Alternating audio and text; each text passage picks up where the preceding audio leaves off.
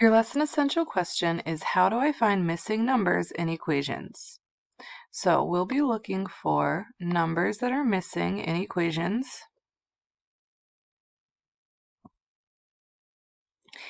If you take a look at this equation, there is a missing number, so 20 plus something equals 12 plus 13.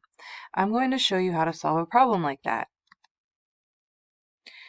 You guys have seen pan balances like this, and you know that on each side you have to have equal weights for the balance to be even. Well, an equal sign means the value on both sides is the same, so I like to think of equations like a balance.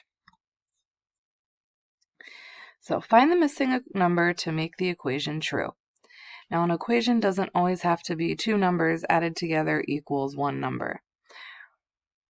We can have multiple numbers on each side just so that when we add or subtract each side, we get the same answer. So remember that equal sign means the value on both sides is the same. The first thing we need to do is add 18 plus 10. And the reason I'm doing that is because this side of the equation, I'm able to solve it. This side, I'm not, because there's a missing number. So 18 plus 10, go ahead and solve that.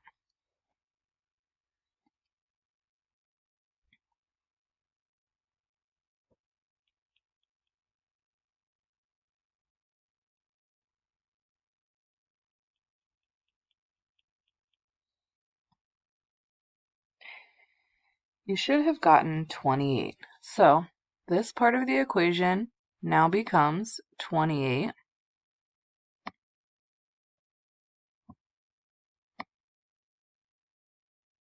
And we're left with 28 equals 34 minus blank.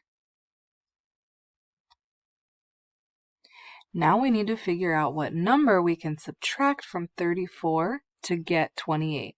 So we need to find the difference between 34 and 28.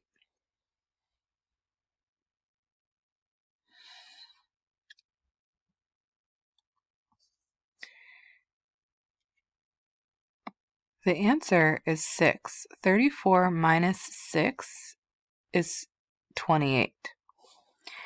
You can get that by starting at 28 and counting up to 34. You can look at a number line to do that. You can use counters to do that. Or you can even switch this problem around, thinking of fact families.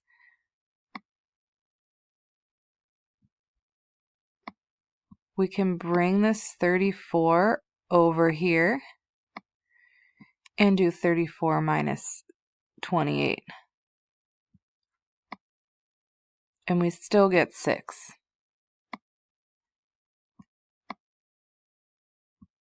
You're going to be practicing finding missing numbers today.